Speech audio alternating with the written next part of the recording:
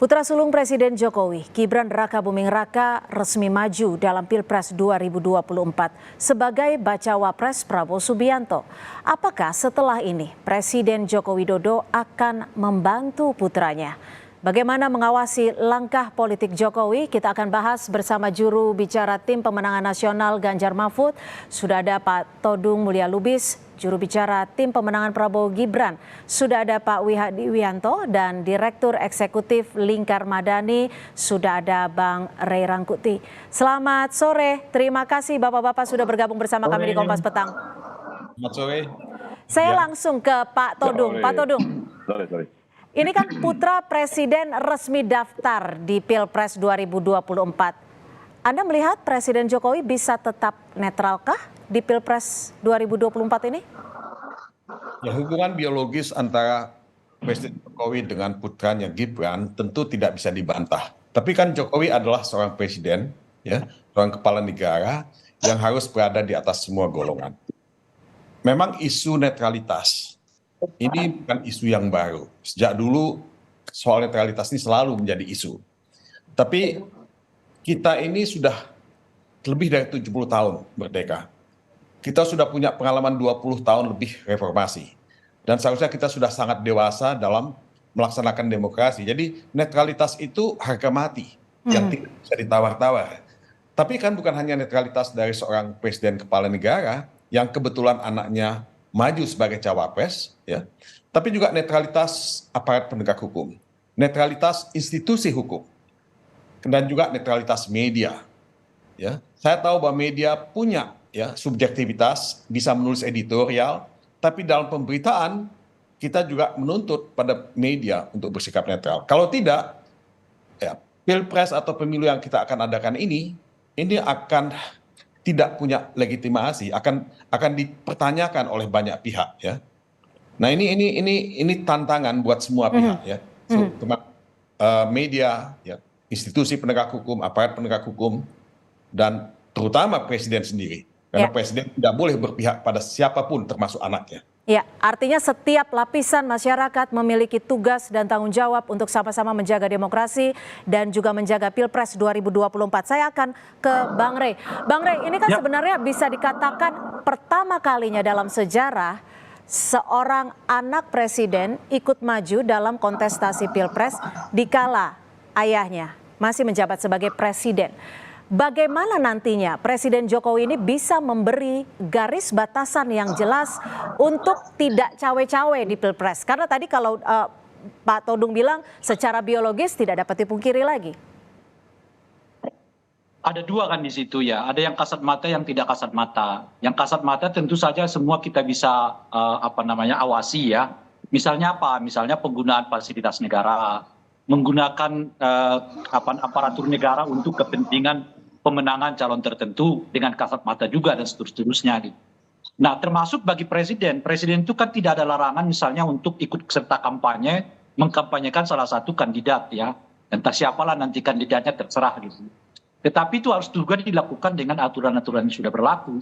Salah satunya misalnya itu tadi ya, melakukan cuti ya kan. Kedua, tidak menggunakan fasilitas negara dan sebagainya. Ada beberapa syarat lah yang bisa mengekang presiden itu untuk tidak terlibat langsung di dalam pemenangan dengan membawa atribut ya, ataupun kewenangan ataupun fasilitas yang negara yang diberikan kepada dirinya gitu. Nah, kalau yang kasat mata ini ya pada tingkat tertentu itu bisa diawasi dan pengawasnya tentu saja Bawaslu. Misalnya begini, apakah dengan sengaja presiden mengungkapkan kata-kata yang mengindikasikan keterpilihan seseorang? Nah, itu bisa dinilai nanti oleh Bawaslu tuh. Apakah misalnya pertemuan-pertemuan terlalu tinggi yang kelihatan urgensinya nggak ada kecuali urgensi sekedar menaikkan citra dan popularitas seseorang gitu. Itu juga nanti bisa dinilai oleh Bawaslu gitu. Nah, yang paling sulit ini menurut saya adalah satu tindakan yang yang tidak kasat mata. Apa tindakan yang tidak kasat mata itu? Nah, bisa bentuknya dalam bentuk misalnya ya melakukan tiba-tiba politik bansos gitu ya. Politik bansos itu artinya menyebarkan bansos sebanyak-banyaknya gitu ya. Pada momen-momen krusial mendekati pelaksanaan pemilu gitu ya. Yang orang itu terasosiasi dengan kebaikan-kebaikan yang dialami oleh masyarakat kala yang bersangkutan memimpin gitu. Ya. Nah itu jelas akan menimbulkan efek elektoral kepada siapa yang dijagokannya, dan modus ini sangat lumrah terjadi di di pilkada-pilkada kita. Baik. Jadi pilkada kita itu incumbent dan atau keluarga incumbent, keluarga pejabat terlibat dalam pilkada, tiba-tiba harga bansosnya naik, biaya bansosnya naik, yang katakanlah misalnya 1 miliar tiba-tiba menjadi 10 miliar dan sebagainya. Dua, kemungkinan terjadinya protek kriminalisasi. Nah, seolah-olah ada penegakan hukum, seolah-olah ada proses hukum yang berjalan, tapi pada hakikatnya sebetulnya yang terjadi itu proses kriminalisasi. Nah, yang ketiga, tentu saja mengingat ya, ada 3 institusi besar di bawah presiden sekarang, ada polisi, ada tentara, ada ASN ya. Harus kita ingat ASN ini sekarang relatif sekarang di bawah kontrol presiden karena situasi KSAN-nya tengah menuju proses pembubaran pasca revisi undang-undang ASN kita yang baru. Ya. Nah, 3 komponen ini sangat berpotensi untuk dipergunakan secara tidak kasat mata itu tadi demi pemenangan calon presiden tertentu gitu. Oke, baik, saya akan ke Pak Wihadi. Pak Wihadi, bagaimana pasangan Prabowo Gibran ini setidaknya bisa menarik batas agar tidak melibatkan presiden baik dalam urusan pilpres ataupun kampanye nanti? Jadi begini, perlu kita perjelas bahwa Pak Prabowo ini sudah berkonsultasi pilpres itu bukan sekali, yang sekarang 3 kali. Jadi dalam hal ini Pak Prabowo jelas bisa memisahkan antara beliau sebagai Menhan dan beliau pada saat menjadi capres.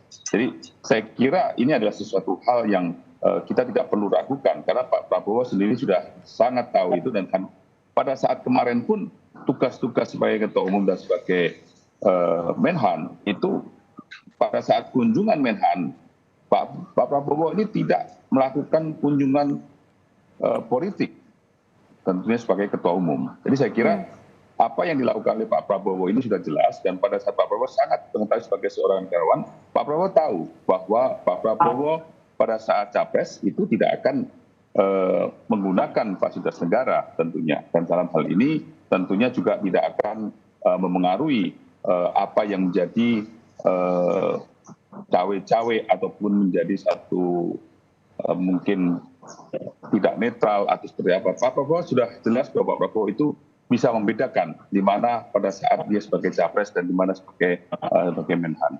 Jadi saya kira itu bukan sesuatu hal yang baru buat Pak Prabowo, karena Pak Prabowo sudah 3 kali beliau ini maju, dan saya kira kita melihat bahwa pada saat 2014, 2019 dalam situasi yang mungkin berbeda, dan 2024 ini kita melihatnya bahwa sebenarnya fine-fine aja apa yang ditakutkan oleh Bang Rey mengenai masalah hukum. Saya kira kalau 2020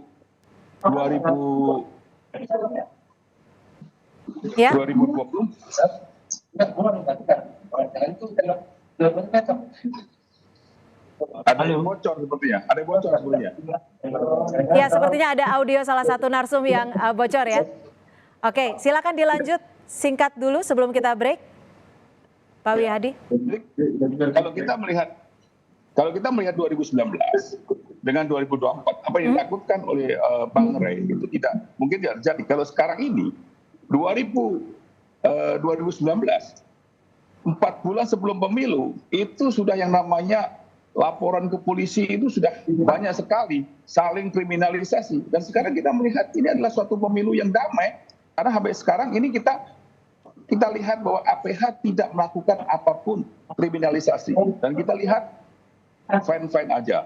Jadi saya kira hal ini kita tidak perlu lagi ketakutan ke depannya. Kita semuanya sudah dewasa karena kita sudah demokrasi sedemikian lama. Jadi saya kira ketakutan ini tidak perlu kita besar-besarkan dalam hal ini.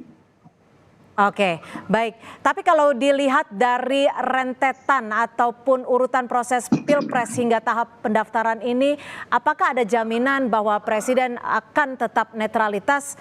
Tentunya kita masih akan membahasnya selepas jeda, karena sebelumnya Presiden Jokowi juga sempat bilang demi bangsa dan negara saya akan cawe-cawe. Tapi kita akan bahas selepas jeda. Tetap bersama kami.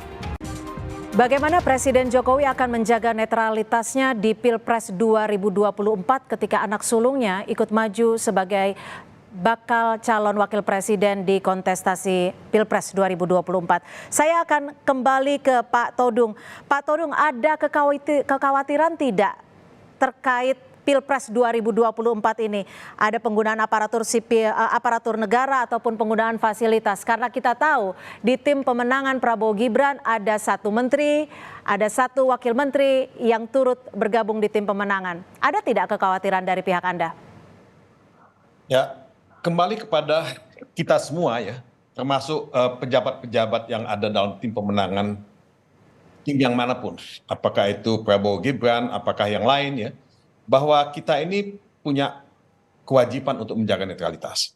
Cawe-cawe bisa dilakukan dan itu tidak semua bisa ditangkap oleh media. Jadi cawe-cawe yang tidak ditangkap oleh media ini itu bisa jadi lebih efektif dari apa yang bisa ditangkap oleh media. Nah, apakah aparat sipil negara, apakah aparat penegak hukum itu akan cawe-cawe? Saya rasa kita mesti take for granted bahwa cawe-cawe itu akan terjadi. Tapi disinilah tanggung jawab dan kesadaran moral kita sebagai bangsa untuk menjaga netralitas pemilu dan pilpres ini diuji. Tadi Saudara Rangkuti sudah mengatakan bahwa secara kasat mata banyak sekali yang bisa dilakukan oleh incumbent. Apakah misalnya membuat legislasi ya untuk menguntungkan pemilih-pemilih ya sehingga meningkatkan elektoralitasnya.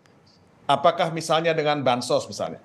Dan ini terjadi di mana-mana dan tidak hanya di Indonesia. Politik semacam ini adalah politik untuk mendapatkan pemilih ya secara lebih signifikan. Nah, tapi saya lebih concern sebetulnya kepada media ya. Media ini juga bisa dipakai. Kalau kita melihat CNN di Amerika ketika ada Pilpres, CNN itu juga seolah-olah menjadi corong suara Partai Demokrat. Fox News ya, itu menjadi corong suara Partai Republik. Walaupun ya itu belum tentu dan bukan dimiliki oleh partai. Tapi di sini kan kelihatan bahwa relasi link antara partai dengan capres dan cawapres itu bisa kelihatan. Dan saya satu lagi loh yang saya ingin katakan bahwa sosial media itu juga mesti dilihat karena algoritma sosial media itu bisa mendikte dan bisa mengganggu netralitas dalam dan pemilu itu. Baik, saya akan ke Bang Rey. Bang Rey, tadi juga disinggung oleh Pak Todung, Anda juga sebelumnya sudah menyinggung soal bagaimana secara kasat mata, khususnya soal bansos ini. Bagaimana membedakan bansos yang diberikan ini memang adalah bagian dari program pemerintah. Apalagi kalau saya tidak salah ya, program bansos ini akan diperpanjang sampai Desember. Bang Rey, masih di mute? Ya, silakan. Sebenarnya bisa dibedakan, cuma ada 2 itu cara pendekatannya, politis apa, kemudian etis kan. Nah kalau yang politis orang bisa berdebat, kalau yang etis itu ya bisa kita lihat ciri-cirinya. Pertama adalah diluncurkan menjelang pelaksanaan pemilu, lebih khusus lagi nanti menjelang pencoblosan suara gitu ya. Nah yang kedua adalah nilainya bertambah atau jenisnya bertambah gitu. Yang penting tidak normal lah, ya kan, bisa nilainya seperti yang saya sebut tadi misalnya dari 1M tiba-tiba menjadi 5M, 10M gitu. Atau ada jenis baru dari bansos yang dimaksud, ya kalau selama ini menyasar kelompok tertentu sekarang diperluas ya. Atau itu tadi ya tidak kelompoknya diperluas atau objeknya diperluas macam-macam dan seterusnya. Yang menurut kasat mata kita itu tiba-tiba saja muncul karena sebelum-sebelumnya seperti tak terpikirkan apalagi dilakukan gitu. Nah itu semua menuju ke arah yang kita sebut tadi politisasi bansos. Itu sangat mudah untuk dibaca hal yang seperti itu, meskipun lagi-lagi ya kalau pendekatannya hukum formal mungkin nggak ada yang dilarang, nggak ada yang menyalahi aturan karena semuanya nanti melalui ketentuan yang ditetapkan. Apa bentuknya ketentuannya misalnya keputusan pemerintah, apa keputusannya itu misalnya instruksi presiden, macam-macam dan seterusnya itu. Jadi dari aspek legal formal dia bisa lewat. Tapi dari aspek kewajaran itu bisa diukur. Yang saya maksud diukur itu dari soal intensitas, dari soal kuantitas, dan dari soal kelaziman. Lah ini nggak pernah terjadi nih. Kok bisa-bisa menjelang pemilu, lebih khusus lagi menjelang hari H pemilu, tiba-tiba semua macam bantuan sosial itu dikeluarkan gitu. Oke, baik. Saya akan ke Pak Wihadi. Pak Wihadi, ini kan Pak Prabowo dan PAN sebelumnya juga sempat bilang bahwa arahan soal Pilpres tunggu Presiden Jokowi. Apakah arahan ini tidak berpengaruh pada netralitas Jokowi?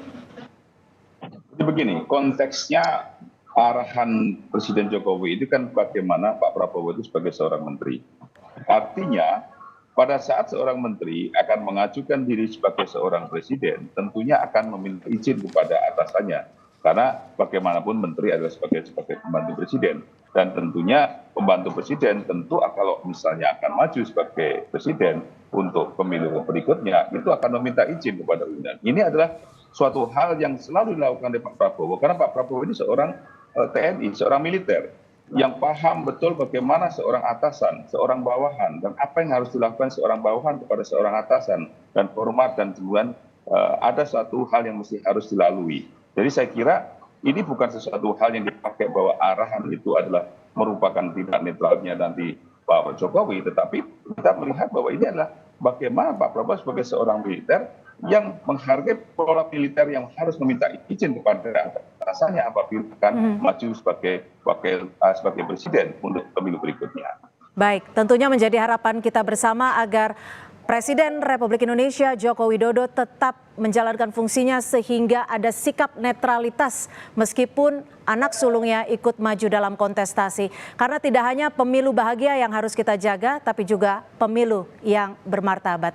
Terima kasih juru bicara tim pemenangan nasional Ganjar Mahfud, Pak Todung Mulya Lubis, dan juga juru pemenangan Prabowo Gibran, Pak Wihadi Wianto, dan juga Direktur Eksekutif Lingkar Madani, Bang Ray Rangkuti sudah bergabung bersama kami di Kompas Petang. Selamat sore.